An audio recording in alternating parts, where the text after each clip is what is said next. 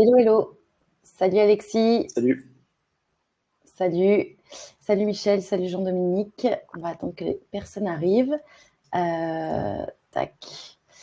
Bienvenue sur ce live. Je vous avoue, on a eu un petit coup de chaud il y a 2 minutes avec Alexis parce que la plateforme qui permet de faire le live était down il y a 5 minutes. Donc, on espère que ça va tenir à ce niveau-là. Mais on trouvera des solutions si ça crache pendant le live. Et je suis super contente du coup de faire ce live aujourd'hui avec Alexis. On va attendre un petit peu que les gens arrivent doucement. Euh, Tac, salut Alexandre. Et pour ceux qui ne me connaissent pas, je suis du coup Héloïse, je travaille chez La Grosse Machine. Salut Iker. Et je travaille en tant que community builder chez La Grosse Machine. Je suis en charge notamment du Playground, qui est un forum dédié aux sales et au growth du B2B pour échanger sur leur stratégie d'outreach. Et un des rituels que j'aime bien faire, c'est des masterclass hebdomadaires. Et aujourd'hui, j'ai invité du coup Alexis Martial, que peut-être sans doute certains connaissent, pour venir parler d'un outil qui fait beaucoup de bruit depuis déjà un bon bout de temps, Clay. Parce que Alexis est expert Clay, il est aussi utilisateur aguerri de La Grosse Machine. Et comme on a une intégration Clay LGM qui a été créée il y a quelques mois, c'était aussi intéressant, on trouvait, de pouvoir montrer les potentiels et les différentes stratégies et les différents use cases qu'on peut adresser avec une intégration comme celle de Clay et LGM. Donc, j'ai invité Alexis, que je laisse se présenter en quelques mots.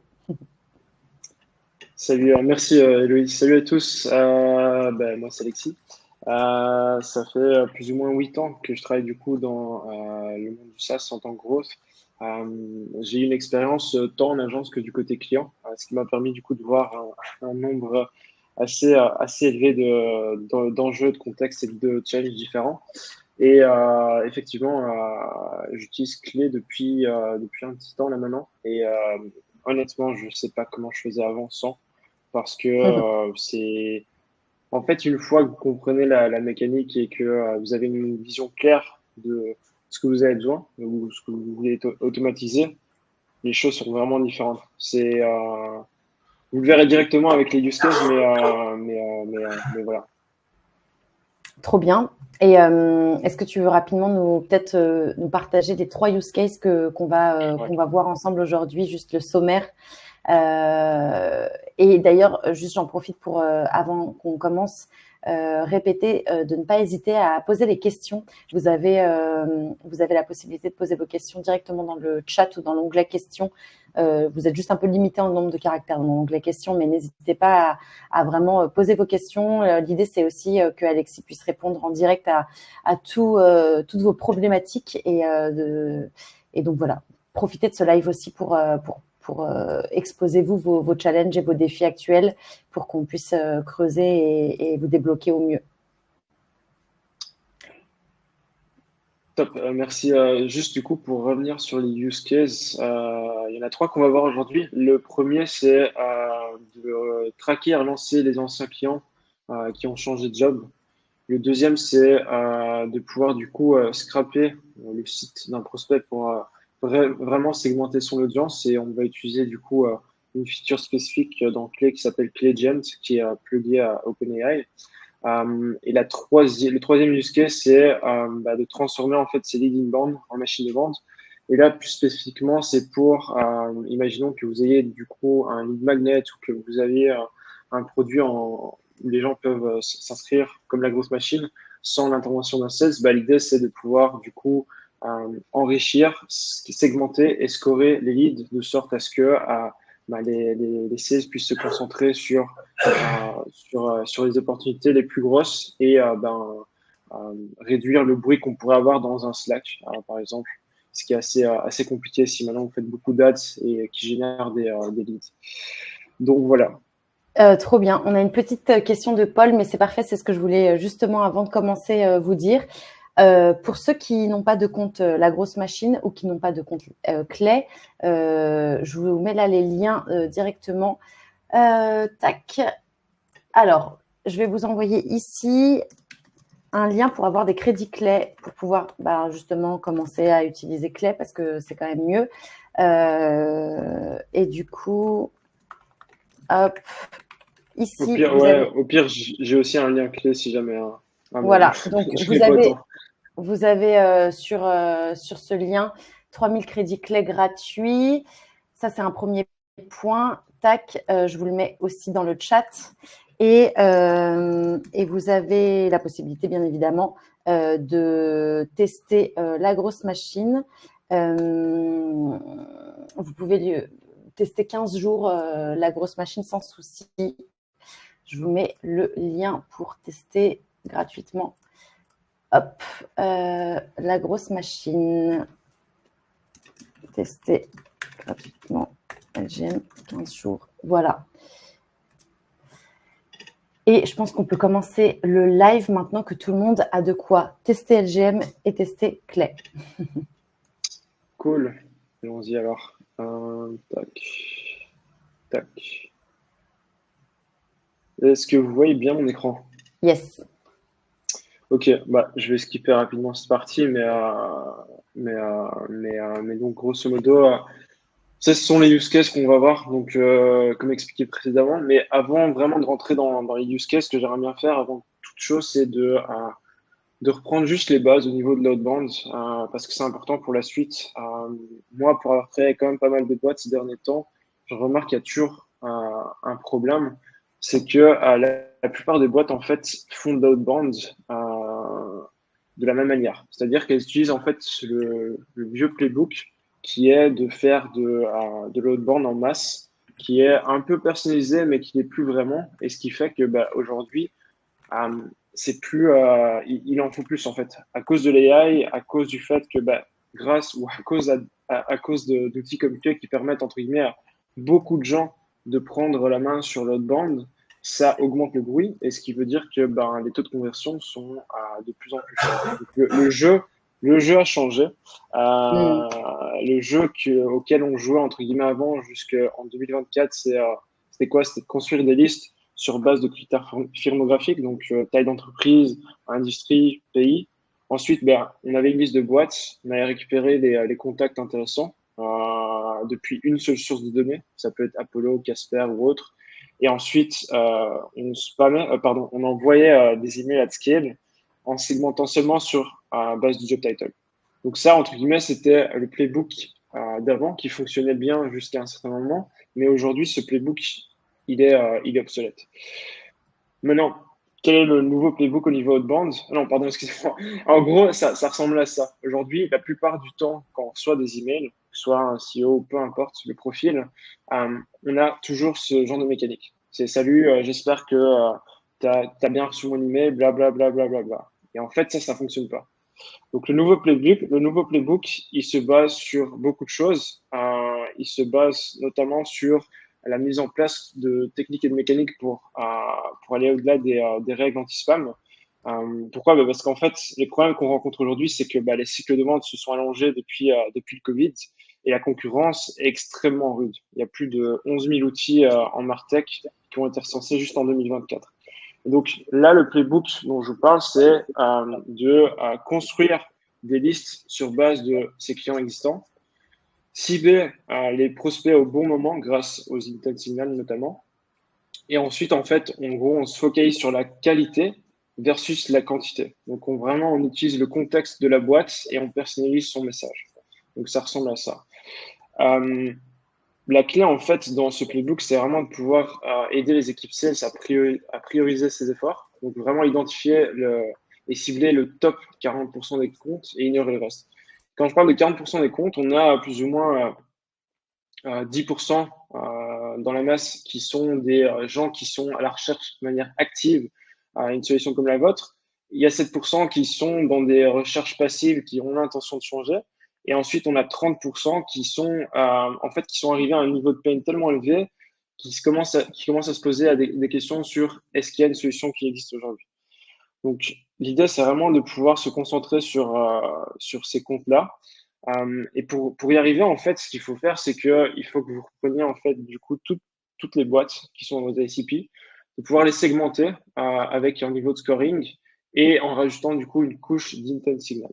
Donc ça peut paraître, on va dire facile comme ça, mais ça l'est pas. Euh, mais en pratique, grosso modo, comment est-ce qu'on fait? Euh, la première étape, en fait, c'est de mapper son table. Donc, c'est extrêmement important cette étape.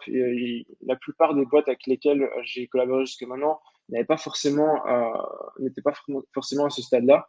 La plupart du temps, en fait, on rajoute des contacts de manière opportuniste entre guillemets, on bourrine. Là, l'idée, c'est vraiment de se dire, OK, bah, je cible les boîtes, je sais pas, qui sont en France entre 50 et 1000 employés dans X, Y, Z industrie. D'accord? Ensuite, on se dit, bah, écoutez, quel est le life cycle de chaque boîte? Est-ce qu'elles sont déjà clientes? Est-ce qu'elles sont prospects? Est-ce qu'elles sont au moins dans le CRM? Et ainsi de suite. Donc là, l'idée, c'est vraiment d'avoir une vue claire sur ce qui est en face de notre marché. Et ensuite, la deuxième étape, c'est assez bateau, mais c'est d'identifier vraiment ces clients idéaux. Donc, reprendre les deals qui ont été closés entre 12 et 18 derniers mois, identifier les types de boîtes qui, du coup, se retrouvent dans ces deals qui ont été closés, la taille, l'industrie, le pays, et vraiment de comprendre qui ont été les personnes qui ont intervenu dans le processus d'achat, les influenceurs, les champions, les décideurs, etc. Et le dernier point, c'est de se dire, OK, pourquoi est-ce qu'ils ont pris action? Pourquoi est-ce qu'ils ont payé pour votre service à ce moment-ci? Qu'est-ce qui a fait qu'il y a eu un événement dans leur, on va dire, dans leur entreprise ou dans leur vie qui a fait qu'elles sont passées à l'action? Donc, en clair, en fait, ça ressemble à ça. Donc, c'est assez simple, hein. Les éléments les plus importants à regarder, c'est de se dire, OK, c'est quoi le taux de conversion, la lifetime value. Le NPS, je sais que c'est pas forcément quelque chose qui est facile à récupérer, mais grosso modo, c'est ces deux valeurs que vous devez regarder. Et ici, on voit qu'en fait, les segments sur lesquels il y a le plus de proportion de closer, c'est sur le segment 2 et 3. L'étape, ouais, dis-moi. Ah, bah alors non, mais peut-être que tu vas en parler à ce moment-là. C'est sur justement les intents.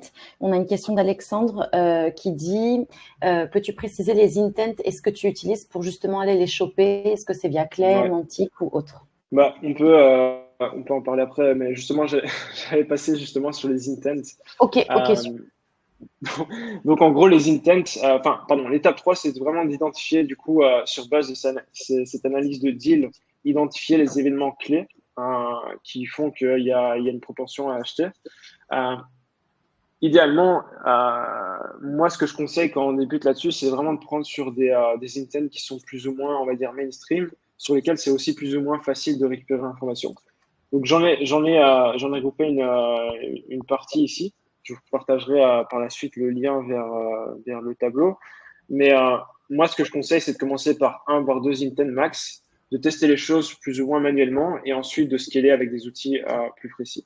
Euh, pour répondre du coup à la question, euh, moi, ce que j'aime bien faire, c'est d'utiliser du coup clé dans un premier temps pour tester les choses, valider ou invalider les hypothèses sur est-ce que c'est un intent qui fonctionne du coup dans mon contexte.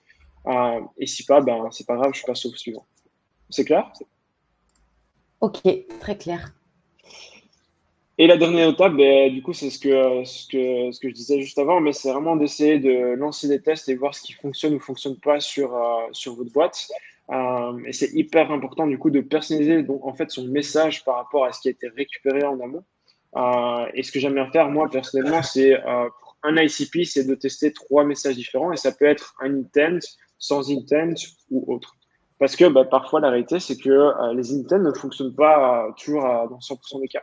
Parfois, le pain ou un angle spécifique est converti beaucoup plus facilement qu'un truc hyper poussé. Et donc, moi, Mhm. la manière dont je travaille, c'est que je me dis, OK, voilà les campagnes que je vais runner, voilà le statut, voilà les types de triggers qui a été récupéré. Voilà, ça, c'est des trucs project management, mais c'est aussi de se dire quelle audience, quelle audience on vise et quelle est la taille de l'audience pour cette campagne qui est en test. Donc, maintenant, ce que je vais faire, c'est que je vais vous montrer les trois use cases en question. Mais juste pour vous donner un rapide aperçu pour ceux qui ne savent pas encore ce que Clé peut faire et qu'est-ce que Clé. En gros, Clé, c'est un outil qui combine plus de 50 sources de données et qui te permettent en fait vraiment de créer des campagnes ultra personnalisées. Donc avant Clé, ma vie, entre guillemets, avant Clé, c'était de passer par des outils annexes. Ça peut être du build read pour détecter les outils, ça peut être du phantom buster pour récupérer des certaines data. Et en fait, ce qui est compliqué, c'est que il fallait jongler entre différentes sheets et c'était hyper chronophage. Donc moi ici, les use cases que j'ai vraiment pour, en tout cas pour les équipes sales, parce que c'est principalement les équipes avec lesquelles je travaille jusqu'à maintenant, c'est d'automatiser la partie recherche d'informations sur compte et contact, segmenter et prioriser les comptes, de sorte à ce que du coup, ils se focalisent sur les comptes où il y a une plus grosse propension à closer. Et ensuite, c'est vraiment d'envoyer des emails personnalisés at scale. Des questions jusque maintenant? J'ai posé aussi la question, enfin via sondage, de si vous avez déjà utilisé Clay. Donc, enfin, vous pouvez aller répondre pour aussi nous qu'on se rende compte de votre familiarité avec l'outil. Et n'hésitez pas, oui, à poser vos questions sur Clay ou sur ce que Alexis vous a partagé jusqu'ici. Alexis, pour que tu saches, j'ai demandé quelle est la connaissance de la haute bande de l'audience Ok, qui est avec nous aujourd'hui. On est sur 83% des personnes se disent comme assez avancés et ok, 17% débutants. Et on est quasi ouais, il y a un peu plus de personnes qui ont déjà utilisé Clay que d'autres, mais c'est pas non plus voilà, on est sur un 65% de personnes qui ont utilisé déjà Clay. ok, bon à savoir aussi. Ce que je vais faire, c'est que je vais passer en revue du coup on va dire les paramètres ou les manières dont pardon, les paramètres que j'ai mis en place pour du coup arriver à l'output de chaque use case. Mais n'hésite pas, Héloïse, à m'arrêter si jamais je vais trop vite ou s'il y a des questions Ouais, bien qui sûr. arrivent entre-temps. Très Ça bien. marche? Ok, top. Du coup, pour le premier use case, l'idée c'est de traquer les changements de poste. En fait, l'idée c'est vraiment de relancer d'anciens clients ou utilisateurs. Si vous avez pardon un produit où les gens utilisent votre produit sans l'intervention des sales, je pense que ça peut être aussi quelque chose qui peut être fait. Et en gros, c'est de les relancer parce qu'ils ont changé de job. Pourquoi est-ce que c'est pertinent? De un, ils connaissent votre produit. J'espère qu'ils étaient contents aussi de votre produit. Ils ont du budget, donc ils sont dans un nouveau poste, ils ont du budget et ou ont potentiellement une influence dans le choix d'un outil. Et quand on commence un nouveau job, ce qu'on recherche avant tout, c'est d'avoir un impact de manière rapide. Donc, ces trois raisons font que c'est un use case qui est assez prometteur, en tout cas en termes de conversion. Et la data qui est nécessaire du coup pour ce premier use case, c'est il faut avoir le nom complet plus l'adresse email. Alors, si vous avez le profil LinkedIn, c'est encore mieux, mais je vais vous montrer une manière de pouvoir le récupérer de manière automatique si jamais c'est pas le cas. Donc, je vais rentrer dans Play. Vous voyez toujours mon écran? Ouais, très bien. Ok, cool. Donc, je vais essayer du coup, pour être clair dans mes explications, je vais passer en revue, on va dire, les différents champs et puis je vais vous montrer un exemple directement. Ça Est-ce marche? que tu peux juste agrandir ta fenêtre? Ouais. Je peux juste zoomer comme ça? Ouais, si tu veux. C'est juste Attends, ta fenêtre, elle est petite par rapport à tout ton. Ouais, super. comme ça? Nickel. Ok, top. Donc, qu'est-ce qu'on a ici? En vrai, je pense que je vais peut-être juste montrer avec un exemple, ça va être plus parlant. Je vais prendre notre ami Alexandre, qui malheureusement n'a pas pu nous rejoindre. Alexandre, tu me pardonneras d'exposer tes datas. Mais donc, on va prendre Alexandre. Disons qu'Alexandre est notre client. Donc, je prends du coup son adresse email. Hop, je la colle ici. Ensuite, je fais cette mécanique. Donc ici, en fait, juste pour vous donner une idée, ici, c'est une petite formule custom qui permet de récupérer directement le nom de domaine à partir de l'adresse email. Donc ce que j'ai fait, c'est que je lui ai demandé d'extraire le nom de domaine à partir de l'email. Donc vous voyez ici que en fait, l'output, c'est le nom de domaine. Ce qui est assez utile pour le site, pour l'enrichissement. Euh, donc, ici, j'ai le champ du coup Pass Company, donc l'entreprise dans laquelle on va dire l'utilisateur a été logué dans mes systèmes. J'ai utilisé un outil enfin une feature qui s'appelle ClayGen dans Clay. ClayGen, c'est quoi? C'est un outil qui vous permet en fait d'automatiser tout ce qui est recherche sur le web. Donc, il est plugué à OpenAI. Et donc, en gros, ici, ce que je lui demandais, c'est trouve-moi le profil LinkedIn sur base de cette information. Donc, le nom qui est on va dire Alexandre Branks, plus Pass Company. Donc ça, c'est l'output qu'on a récupéré à partir enfin, c'est le nom de domaine qu'on a récupéré à partir de l'adresse email. Et je lui dis, voilà, l'output qui est attendu, c'est un profil LinkedIn. Donc j'ai mis un exemple de profil LinkedIn. Et là, comme vous pouvez le voir, ben, il me ressort le profil d'Alexandre. J'espère que c'est bon. Euh, effectivement, donc vous voyez bien que c'est notre ami Alexandre qui est ici. Vous allez juste me mettre ici, bam. Donc là, on a le profil LinkedIn de la personne. Maintenant, ce qu'on veut savoir, c'est est-ce que Alexandre Brangs, qui était chez Wild Marketer quand il était client chez nous, est-ce qu'il est toujours en poste? Donc là, en fait, ce que je vais faire, c'est que je vais utiliser un autre enrichissement qui est l'enrichissement au niveau du profil LinkedIn contact de la personne. Donc vous allez voir, ça prend un petit peu de temps. En attendant que ça charge, on a une petite question de Loïc qui demande est-ce Ouais, qu'on peut importer des templates d'autres utilisateurs dans une table clé personnelle? ouais, effectivement. Si je partage, on va dire, cette table, vous pouvez l'utiliser. Et d'ailleurs, il y a une librairie des templates clés que Ouais, il y a une librairie de templates clés. je vais la Je pourrais retrouver. partager, ouais, au pire, je peux la passer après, mais il y a déjà des templates qui sont prêts. Ouais, Et donc, ouais, donc voilà. ouais, je vais la Donc, mettre dans le chat. Vas-y, je te cool. laisse. Donc, en fait, ce qu'on a fait ici, du coup, on a récupéré, enfin, à partir du profil LinkedIn de la personne, on a récupéré cette information. Donc, vous pouvez voir ici, en gros, on a le profil LinkedIn, le nom, enfin, le titre de sa dernière expérience, où est-ce qu'il se situe, dans quel pays, ce qui peut être important aussi pour la segmentation, et un tas d'autres informations qui est récupéré. Et donc, en fait, la mécanique que j'ai fait ici, c'est que bah, moi, j'aimerais bien savoir si euh, Alexandre est toujours en poste ou non. Euh, donc là, en fait, ce que j'ai fait, c'est pour savoir si, grosso modo, il est toujours en poste. Là, on voit qu'il est toujours chez Wild Marketer.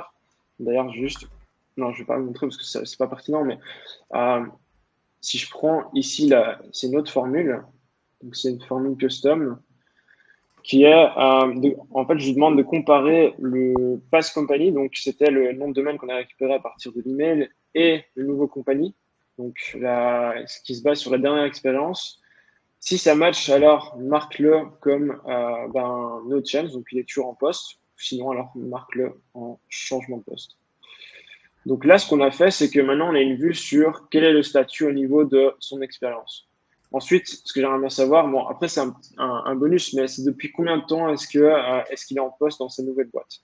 Et là, pareil, c'est une formule custom dans laquelle je lui dis extract la donnée from start date. Le start date, c'est une donnée qui est du coup dans le profil LinkedIn que je vous ai montré juste avant. Et je lui dis, bah voilà, si c'est moins d'un an, alors tu me donnes l'output en mois. Si c'est plus d'un an, tu me donnes l'output en année et en mois. Et si c'est moins d'un mois, bah alors tu mets en dessous d'un mois. Est-ce que c'est clair jusque maintenant? Après, je vais vous montrer comment est-ce que ça se passe du coup dans la growth machine. Est-ce qu'il y a Écoute, des pour questions jusqu'à l'instant, maintenant? non, pour l'instant, il n'y a pas de questions. Ok, cool. Donc maintenant, on va dire, on a notre liste de clients à jour, ceux sur lesquels en fait on a identifié comme un changement de job. Ce que je vous conseille de faire dans ce cas-là, c'est de prendre un filtre et de marquer change job. Euh, je sais pas pourquoi il se filtre pas, mais en gros, logiquement, on devrait avoir un filtre avec tous les contacts qui sont sur ce statut-là. Et en fait, la dernière étape de ce processus, c'est de pousser les leads dans la grosse machine. Donc, la première chose, c'est de voir si le lead existe déjà dans la grosse machine. Donc, ce qu'il faut faire, c'est donc de plugger. Vous mettez simplement, vous connectez la grosse machine avec clé via l'intégration native. Donc là, on voit que je suis connecté. Et ensuite, bah, l'idée, c'est de créer le lead dans la grosse machine. Et là, ce qu'on a besoin comme information, c'est, ben voilà, on le met dans l'audience Pass Client Who Change Job. J'ai créé un custom attribute pour le coup, mais vous pouvez du coup ici mettre le profil LinkedIn. First name, je sais pas pourquoi ça bug, mais en gros ici, first name, last name, company name, ainsi de suite. Vous sauvez. Et ensuite, dans la grosse machine, si je prends la grosse machine,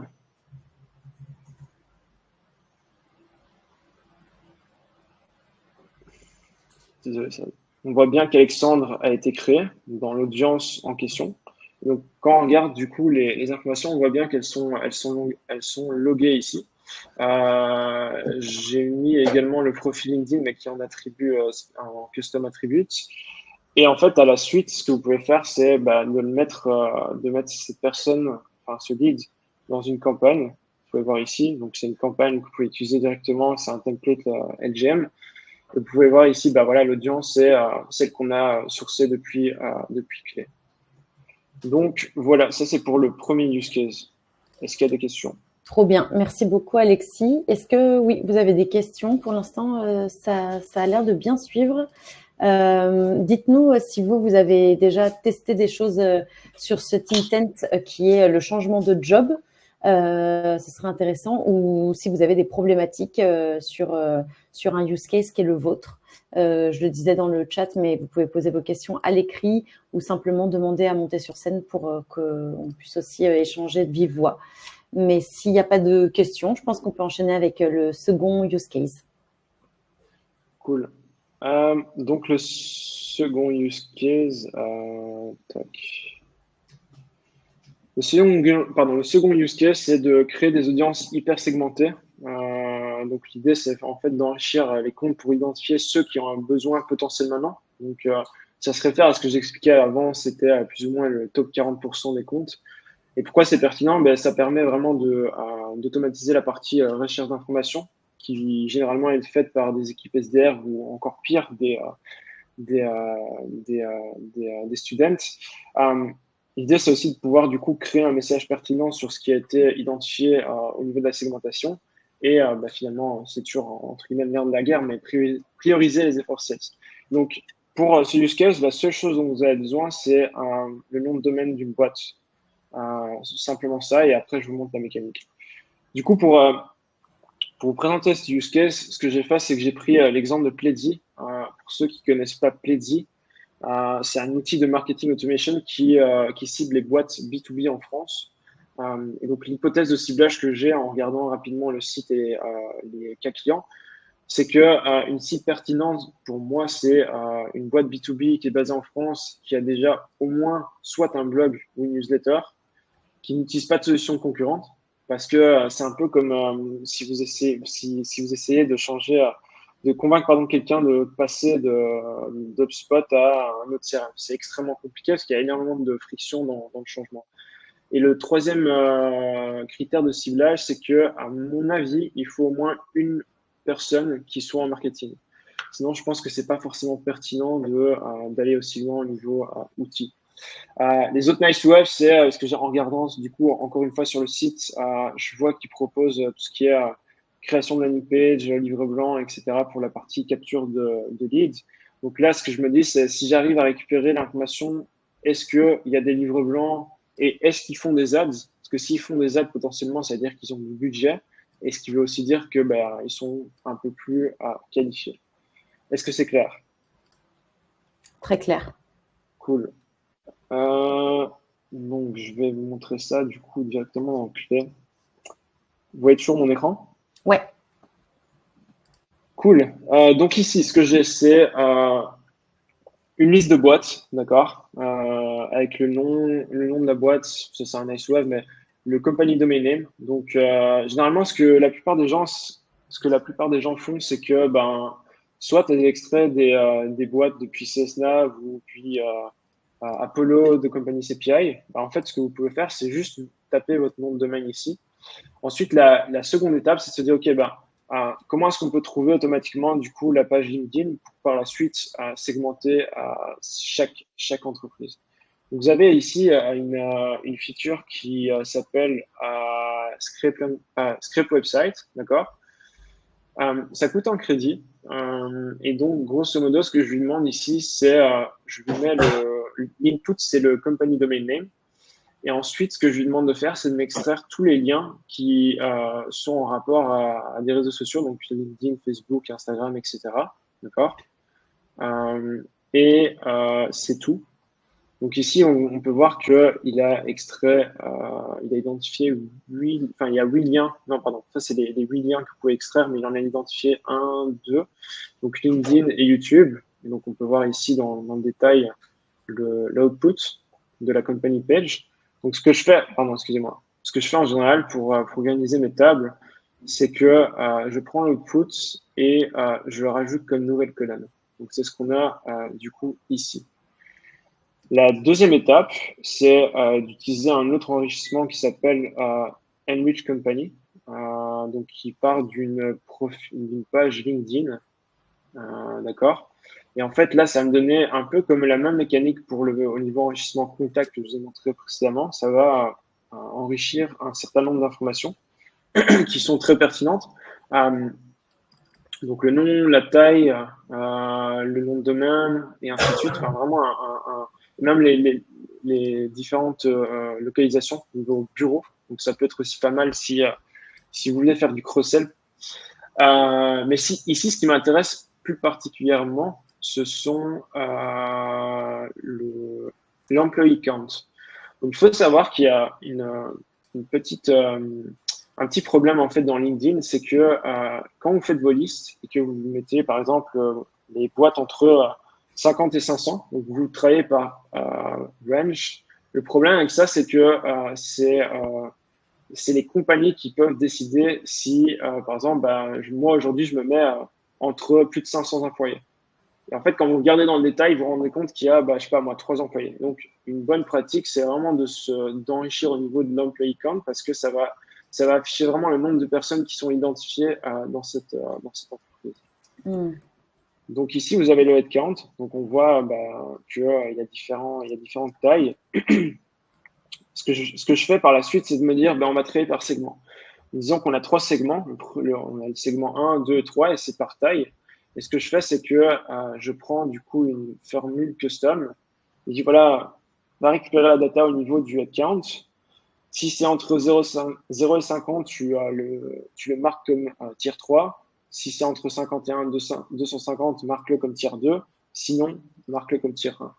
Et donc là, je peux directement me dire, OK, si on veut, je sais pas, juste se concentrer sur les tiers 2 ou des tiers 1, ce que j'ai fait ici, en fait, j'ai filtré, je peux directement prioriser mes efforts. Ça, c'est une première chose, c'est très, très basique à ce niveau-ci. Ensuite, on va passer sur un truc un peu plus avancé. J'avais dit que ce qui était important, c'est d'avoir une personne, qui est au moins une personne dans l'équipe marketing. Donc, l'enrichissement que j'ai utilisé ici, et je veux vraiment faire un point d'attention, mais j'ai utilisé le Find Employee Headcount by Criteria, donc il se base vraiment sur l'input LinkedIn page. Donc, j'ai marqué du coup tous les job titles qui étaient pertinents en marketing et j'ai exclu les juniors et les stagiaires. Un point d'attention, cet enrichissement n'est pas, comment dire, à 100% fiable. Pourquoi? Parce que, en fait, imaginons qu'il y ait une personne qui ne veut pas qu'on la trouve sur LinkedIn. Il y a cette possibilité. Vous n'allez pas la retrouver. Donc ici, je vois l'exemple avec Willy, où il y a 0 personnes en marketing qui ont été identifiées. Alors que je sais pertinemment bien qu'il y a des personnes qui travaillent en marketing dans cette boîte. Donc juste, voilà, un point d'attention à ce niveau-là. Je pense que moi, la reco que j'ai à faire, si vous voulez vraiment aller au niveau contact enrichissement, c'est faites un apport entre guillemets annexe au niveau contact et regardez en fait s'il y a des profils qui correspondent à votre cible, mais ne vous fiez pas 100% sur cet enrichissement. Je voulais juste vous le montrer pour le cas d'usage, mais voilà. Donc là, on a les segmentations qui sont faites. Maintenant, on aimerait bien savoir sur toutes ces boîtes, est-ce que, premièrement, elles ont des critères qui font qu'elles pourraient être un bon fit, qui sont, est-ce qu'il y a un blog? Donc là, ce que je vais faire, c'est que je vais utiliser Claygens, encore une fois. Je dis, voilà, va sur ce site, va sur chrono.fr, check s'il y a un blog. En général, le blog est localisé dans le header ou le footer avec un de ces keywords. Blog, actualité, newsroom, newsletter. Mais je lui dis, voilà, l'output qui est attendu, ça devrait être un URL de blog. Sinon, alors tu mets qu'il n'y a pas de blog qui a été identifié. Donc ici, on peut voir que l'output, il est ici. Donc j'ai créé une nouvelle colonne pour pouvoir du coup la réutiliser par la suite dans mes campagnes. Donc ça, c'est une première chose. Ensuite, on se dit, OK, est-ce qu'il y a une newsletter sur ce site? Pareil, là, ce que j'utilise, par contre, c'est la notion de script website. Pourquoi? Parce qu'en fait, en faisant mes tests, je me suis rendu compte que ClickGen, sur cette problématique, n'était pas hyper pertinente et fiable. Donc, il faut vraiment faire attention. Des fois, il faut vraiment jongler entre les deux. Mais ce que je lui ai dit là, c'est de dire, OK, ben, récupère tous les sites tous les liens sur le site qui sont présents avec la mention newsletter. Hmm. Donc là, pareil, si je regarde sur le site de Chrono, tac, Chrono, je regarde en dessous et je vois effectivement qu'il y a une newsletter qui est présente.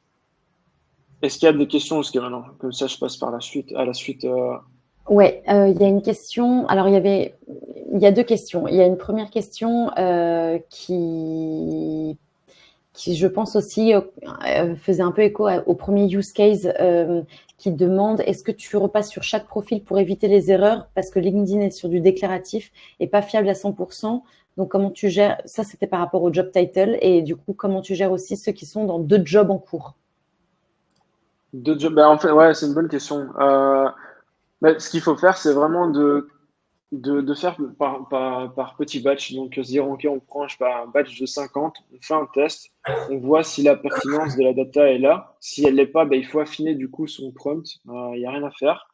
Et pour le deuxième, et c'était le cas, je pense, de Alexandre, en fait, si Alexandre, je pense il est mis sur LinkedIn comme co-host de Mastermind et co-founder du coup de sa boîte.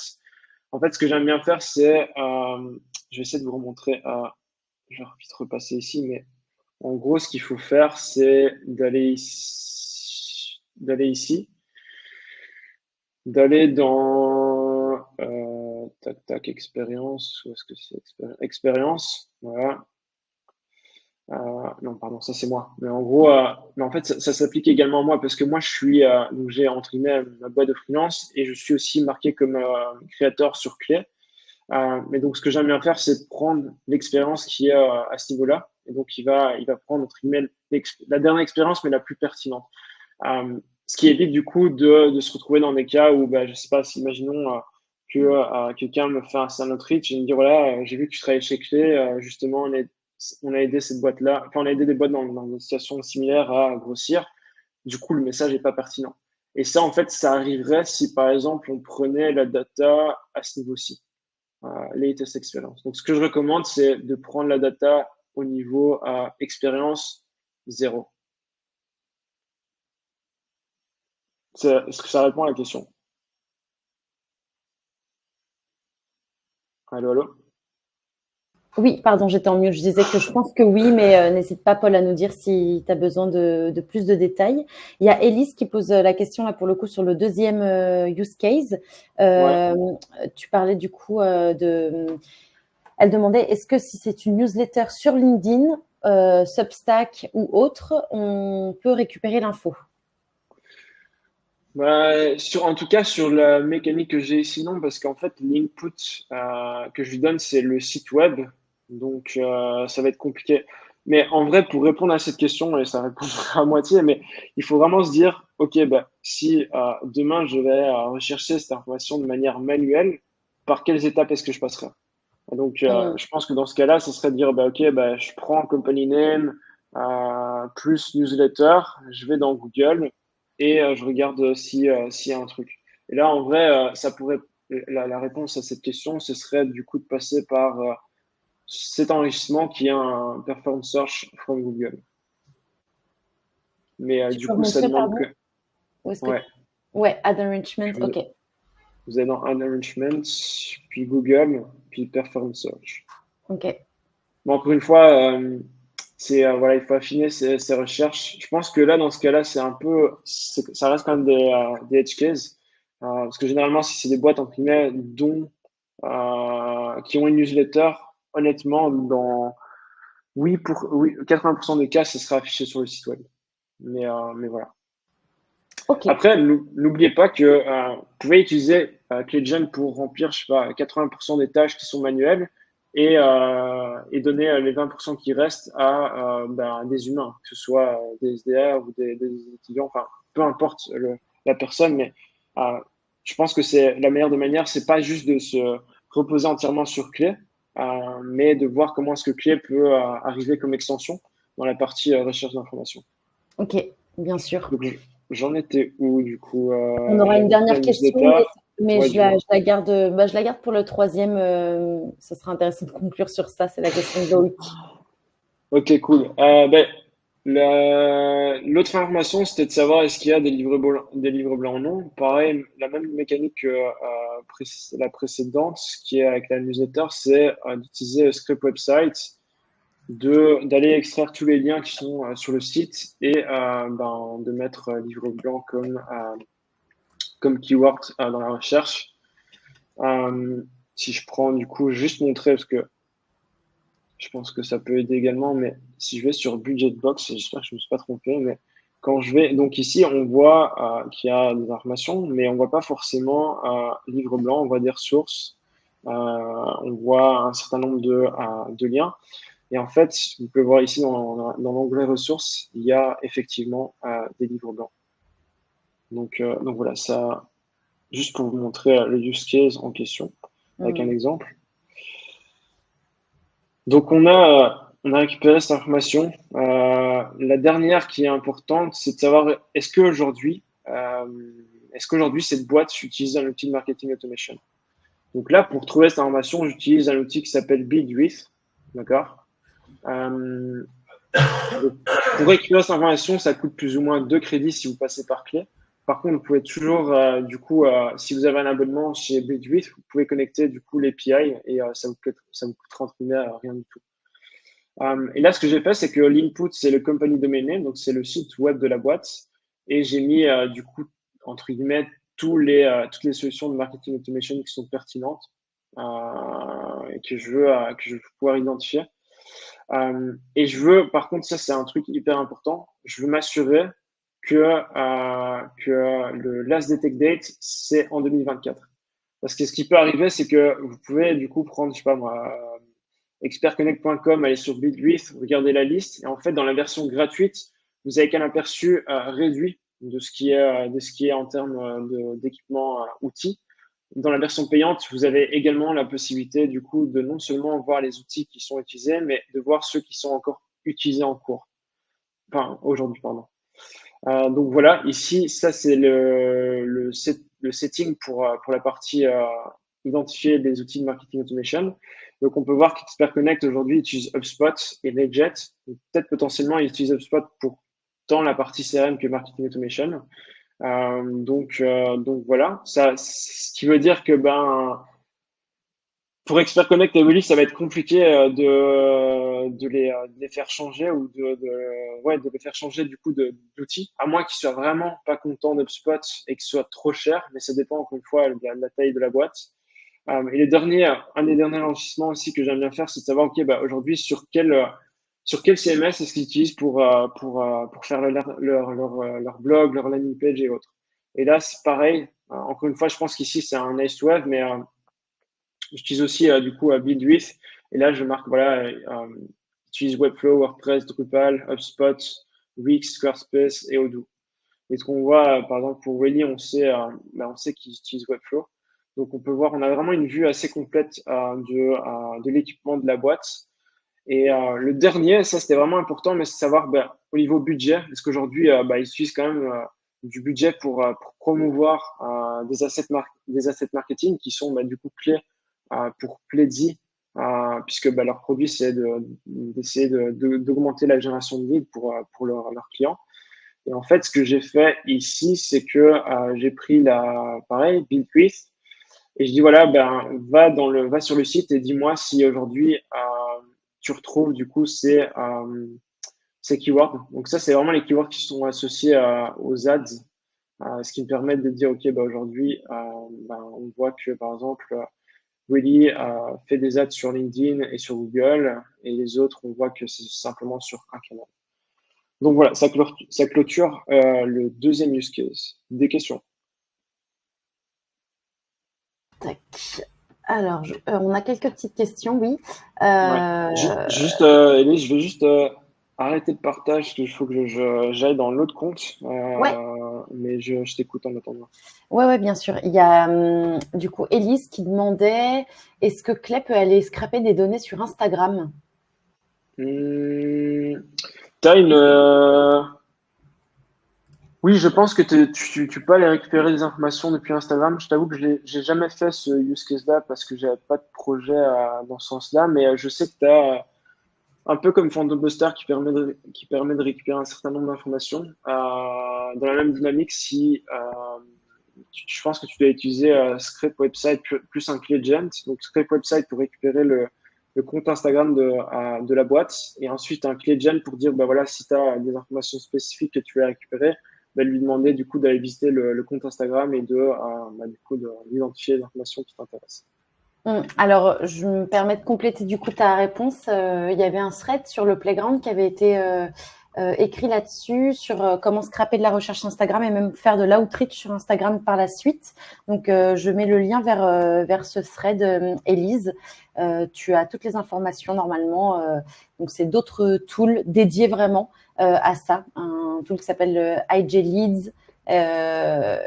Tu peux aussi le faire avec Bardine, je crois, qui propose cette feature, et un autre à creuser qui s'appelle Leadstall. Et après, pour faire de la prospection via Instagram, je crois que tu as un truc qui s'appelle Auto IGDM, donc tu peux checker aussi, mais tu as tout sur le thread en question. Et il y a une autre question également, c'est c'est celle de Iker qui dit plus globalement comment on fait pour se former en continu sur Clay, comment connaître tous les add-ons que dispose Clay. C'est vrai que ça Bah, nous paraît peut-être très j- large. j'ai envie de te dire, bah, suis-moi. Mais sinon, non, en fait, ouais, je pense qu'il y a deux manières. La première, c'est, je peux balancer une liste de personnes euh, qui parlent de l'outil un peu comme moi. Donc, il y a ça dans un premier temps. Et dans un deuxième temps, je pense que le mieux, c'est vraiment de prendre l'outil en main pour vraiment voir bah, ce qui est possible de faire. Le truc qui est un peu challengeant, c'est que il y a beaucoup d'updates qui se font de manière régulière. Donc, c'est vrai que même au niveau du X, pour moi, là, il y a des choses qui ont changé entre le moment où j'ai préparé ce webinaire versus là où je vous le montre maintenant. Donc voilà. Mais je peux vous balancer une liste de personnes aussi qui parlent sur le sujet. Super. Et puis, ben, n'hésite pas, Iker, aussi à poser tes questions sur le playground. Justement, Alexis, tu avais débloqué plus d'un membre sur des questions très spécifiques. Donc, je pense qu'en effet, comme dit Alexis, prenez en main l'outil et puis avancez dans dans vos workflows et dans vos segmentations. Et puis, dès que vous avez un point de blocage ou que vous ne trouvez pas une solution ou qu'il y a un affichage qui est pas optimal, etc., n'hésitez pas à aller poser la question. C'est ce que Martin Thomas a fait, ce que d'autres ont fait. Et à chaque fois, il y a des personnes que je ping spécifiquement parce que je sais qu'ils sont experts clés comme Alexis. Ben voilà, pour s'assurer que vous ayez une réponse rapide. Donc ça sert aussi à ça. La force de la communauté, et c'était aussi mon but d'avoir un panel d'experts, notamment sur ces outils clés, sans mauvais jeu de mots, parmi les membres du Playground. Donc voilà. Et puis, bon, allez, je pose quand même la question de Loïc parce que ça fait longtemps qu'il l'a posée. En fait, il demande, en termes de coûts en crédit, est-ce que tu t'y retrouves sur les taux de conversion sur ce type de stratégie? Ouais, alors en Sous-entendu, fait, voilà, ça a un coût on quand va même dire de que personne investie. c'est la partie la plus compliquée et tricky de Clé. C'est que ce qu'il faut savoir, enfin, je vais vous montrer rapidement aussi, mais en fait, Clé, le pricing est basé sur, des crédits. Donc, un enrichissement, c'est un crédit. Mais dépendant on va dire, des outils que vous utilisez, donc des sources d'enrichissement, ça peut aller de 1 jusqu'à 10 crédits. Ce que je vous ai montré, par exemple, pour le ClayGen, je pense, c'est un ou deux crédits. Bidwith, c'est deux crédits. Donc, en fait, l'astuce ici, c'est que, imaginons que vous preniez ClayGen, qui pour vous voilà, c'est la solution. En fait, le mieux, c'est de prendre un compte payant à OpenAI, de connecter l'API, et pareil pour Bidwith. En fait, moi, ce que je fais avec mes clients, par exemple, c'est de se dire, OK, aujourd'hui, quel est votre stack sales ou marketing? Quels sont les outils que vous utilisez du coup pour faire le sourcing? Et en fait, on fait un inventaire pour voir, ben, OK, on aura besoin de cet outil. Ça coûtera moins cher de le prendre en séparé et de plugger à clé par la suite plutôt que de compter sur clé pour cette partie-là. Donc, ça, c'est la première chose. La deuxième chose, c'est ce que je vous ai montré tout à l'heure, mais l'utilisation des formules, c'est aussi un contournement pour pouvoir du coup économiser des crédits sur clé. juste une dernière chose pour les prix. Euh, Comme vous voyez, en fait, ce qui est vraiment tricky, c'est que c'est par palier. Donc ici, on voit que pour 149 $, c'est 2000 crédits par mois. Mais par contre, si vous voulez plugger, je pense, si vous pluguez LGM, je sais plus si c'est dans le plan Explorer ou Starter. Mais en fait, selon la source de la donnée et selon les intégrations que vous avez besoin, le prix va monter. Maintenant, il faut juste prendre en compte que ça dépend du contexte de la boîte dans laquelle vous êtes, mais grosso modo, si vous payez quelqu'un en full time pour faire ce job, ce sera toujours plus rentable. Hmm. Donc voilà. Est-ce qu'il y a des questions par rapport au prix? Pour l'instant, non. Dis-nous si ça a répondu à ta question, Loïc. Et je pense qu'on a encore les 10 dernières minutes pour avoir le temps de d'éplucher le dernier Super. use case. Ah, si Loïc qui dit, tu peux créer une formule pour comptabiliser le coût moyen de chaque ligne, non? C'est casse-tête. Je t'invite à le faire, hein. Honnêtement, je t'invite à le faire, mais c'est casse-tête. Hmm. Ok. En fait, je pense que le mieux, je vais essayer d'être très rapide dans la réponse, mais je pense que le mieux, c'est quelle info minimum est-ce que tu aimerais bien avoir sur la cible? Tu vois, par exemple, ce que moi j'ai montré avec les enrichissements, avec du big brief, et est-ce que utiliser un certain outil ou j'en sais rien, peut-être que c'est juste pas un overkill, mais c'est vraiment un bonus. Si on avait cette info, c'était cool, mais on peut quand même aller chercher de la conversation, du pipeline qualifié avec les informations qu'on avait sourcées juste avant. Donc c'est vraiment, en fait, le challenge, c'est de trouver le juste milieu entre les deux. Très clair. Donc voilà, je vais essayer du coup de finir sur cette partie-là. Juste vous prévenir, je suis sur un compte, j'ai upgradé mon compte, donc il se peut que j'ai un petit problème sur le live entre guillemets pour montrer à quoi ça ressemble, mais de toute façon, je vais quand même y aller. Donc en gros, ici le troisième use case, c'est imaginons que dans votre boîte vous ayez soit des lead magnets que vous poussez via des ads ou autres, donc je sais pas, des calculateurs, des téléchargements de case study ou quoi, ou alors même que vous ayez du coup encore une fois un produit comme la grosse machine où les gens peuvent utiliser le produit sans passer par un sales. Mais en fait là l'idée c'est de contacter les personnes qui ont du coup pris cette action et de les passer au sales. Donc les enrichir, les scorer, les passer au sales pour que en fait ils aient une conversation. Moi, je l'ai utilisé dans d'autres boîtes et honnêtement, c'est un truc qui fonctionne bien parce que on va vraiment sur de la proactivité. Donc voilà. Donc juste pour revenir sur pourquoi c'est pertinent, c'est parce que voilà, ils ont marqué un intérêt. Donc c'est un lead, on va dire tiède. Il n'est pas encore chaud, mais il n'est pas froid non plus parce qu'il a pris une action. Ça permet d'activer les comptes tièdes via l'outreach des sales et de réduire le time to value. Et le time to value, c'est la promesse, le moment entre la promesse qui a été faite versus la, on va dire la valeur ajoutée du produit. Donc les data qu'on a besoin ici, c'est pareil, c'est nom complet de la personne plus adresse email. Donc ce que je vais faire, c'est que je vais prendre donc ici, tac tac tac. Donc là, ce qu'on a, c'est un webbook. Donc là, je repasse vite fait sur la partie pricing, mais c'est là où je suis bloqué aujourd'hui pour vous montrer le truc vraiment en live. C'est que pour les webbooks, vous êtes obligé de passer sur un compte Explorer, donc à 349 $ par mois. Donc, on a un webbook. À partir de ce webbook, on va aller récupérer l'information, nom, email et profil LinkedIn. Donc ça, c'est ce qui est demandé entre guillemets dans le formulaire.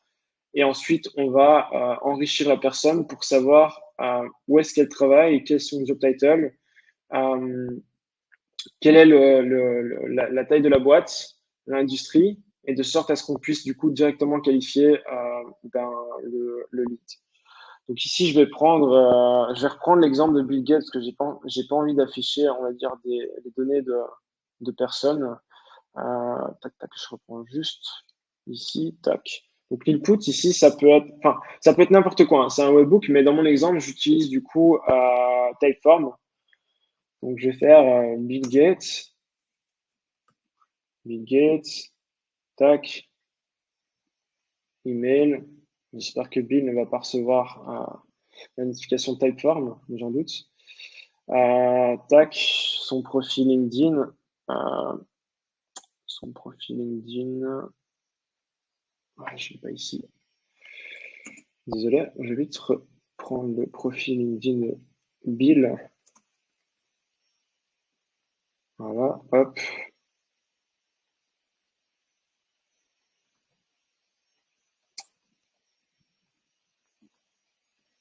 tac, tac, tac. Voilà. Et donc ici, pour pouvoir du coup avoir l'information qui remonte dans le clé, j'utilise make. Donc je vais faire la mécanique. J'espère que ça va fonctionner. Normalement, ça devrait le faire. Tac. Donc voilà, là, il a récupéré l'information de Typeform et il le pousse dans le clé. Vous voyez ici, Bill Gates. Donc on a les informations qui sont remontées par rapport à l'input de Typeform, donc nom, email et profil LinkedIn. Et ici, en fait, ce qui est intéressant pour vous, c'est plus, on va dire, la partie scoring. Et donc, dans la partie scoring, ce que j'ai fait, c'est une petite formule qui dit euh, si le nombre d'employés est plus petit ou égal à 25 personnes et que l'industrie est le SaaS, alors mets-le comme, marque-le comme ICP, sinon mets-le off target. Ici, en fait, bon, c'est peut-être un mauvais exemple parce que j'ai marqué l'adresse email de Microsoft, mais on voit que Bill n'est plus CEO chez Microsoft, mais il a sa boîte, enfin son truc de charity. Et donc, ce qui fait que, ben, en gros, Bill paraissait intéressant de prime abord, mais en fait, il n'est pas parce que, ben, malgré que le profil est intéressant, on va dire le fait qu'il soit un founder ou CEO, en fait, on se rend compte que c'est une industrie hors target. Donc voilà. En gros, ce use case, il remplace potentiellement les notifications que vous avez dans Slack. Vous voyez, quand il y a quelqu'un qui télécharge on va dire un livre blanc, un lead magnet ou même qui fait un sign-up sur votre produit, qui rajoute beaucoup de bruit. Si vous avez entre guillemets la chance d'avoir beaucoup de leads qui rentrent, si vous faites des ads payantes, etc., ça reste très compliqué pour les équipes sales de prendre action et parce que bah, elles doivent jongler entre ce qu'on a dans le Slack, puis aller vérifier dans HubSpot s'il y a pas déjà quelqu'un qui est dessus, s'il est en target. Et là, en fait, vous pourriez rajouter une dernière action qui est de plugger HubSpot. Donc, si je le mets ici, hop, et je finis vraiment sur ça. Vous pourriez faire la même mécanique, donc je peux pas parce que j'ai pas le bon plan malheureusement, mais vous pourriez pardon, directement vérifier si le lead existe ou pas et quel est le statut du lead. Donc voilà, ça clôture le use case. Il y a Elise qui dit j'ai pas bien compris pourquoi il faudrait prendre le plan à 349 pour ce use case. Oui, c'est pour le webbook en fait. Ouais, c'est ça. En fait, c'est ici. Ah, pardon, non, c'est ici. Le webbook. Hmm. Il n'y a pas de solution de contournement autre. Ben, là, a priori, je ne vois pas, mais Hmm. ravi d'avoir une solution si quelqu'un en a une. Hmm. Mais en gros, ici, c'était vraiment pour vous montrer la mécanique au niveau du webbook. Ça peut s'appliquer à n'importe quoi, hein. Ça dépend de ce qui se trouve derrière on va dire, votre produit. Moi, j'ai pris l'exemple de Typeform parce que je sais que c'est quelque chose qui est fort utilisé dans la plupart des boîtes, mais ça peut Hmm. être n'importe quoi. Trop bien. Merci beaucoup Alexis pour ces 3 use cases. S'il y a des questions, n'hésitez pas. Je pense qu'on peut prendre 1 ou 2 minutes pour y répondre. Mais sinon, c'était hyper clair. J'ai trouvé ça très, très exhaustif et c'est trop cool que tu nous montres à chaque fois chaque partage d'écran pour aller étape par étape construire le use case. Donc ça, c'est vraiment top. Elise qui nous dit trop top, merci à tous les deux. N'hésitez pas donc aussi à poursuivre un peu la discussion et poser vos questions sur le playground. Pour ceux qui ne le savent pas, du coup, c'est un forum dédié au growth et au sales B2B sur lequel on échange sur nos stratégies d'outreach. Donc, c'est vraiment fait pour échanger et pouvoir monter en compétences tous ensemble. Je vous remets vite fait le lien dans le chat si vous le souhaitez. Et Alexis fait partie de nos top membres, donc n'hésitez pas à aller le solliciter. Il est sur le Playground, il est aussi sur LinkedIn, donc voilà. Et oui, on nous demande s'il y a un replay. Le replay sera également sur le Playground. Vous avez un onglet ressources et vidéos.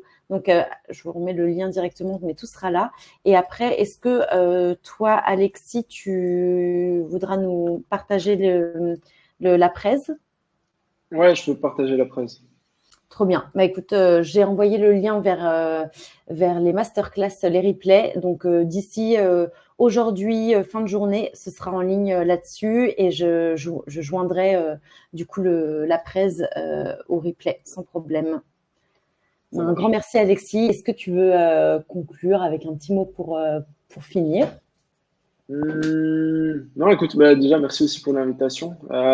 N'hésitez pas si jamais vous avez des questions sur les sujets qui ont été abordés ou même sur, sur d'autres sujets en termes d'outbound. Moi, j'utilise Clé, mais je suis pas simplement sur Clé, donc j'ai quand même une vue sur d'autres outils au niveau Sales Stack. Donc, si jamais, ouais, je vais juste peut-être balancer ça, mais en gros, je crée pas mal de contenu sur le sujet, que ce soit sur l'outbound, mais plus de manière générale sur les stratégies go-to-market.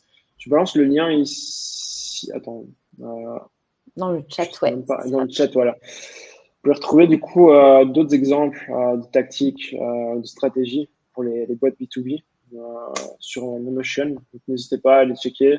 Il y a d'autres présentations que j'ai faites, notamment j'ai oublié, chez Growth Tribe, plus sur des outils Martech. Donc voilà. Et merci pour l'invite encore, Héloïse. Bah, avec grand plaisir. Merci, Alexis. On a eu chaud quelques secondes avant le live que l'assistance soit down, mais on l'a fait. We did it. Donc, trop bien. Et puis, Ouais, ça a bien fonctionné jusqu'au bout. Et puis, merci à tous les participants qui étaient là et à très bientôt et bon appétit à tous. merci. Salut, bonne journée. Merci. Salut. Ciao.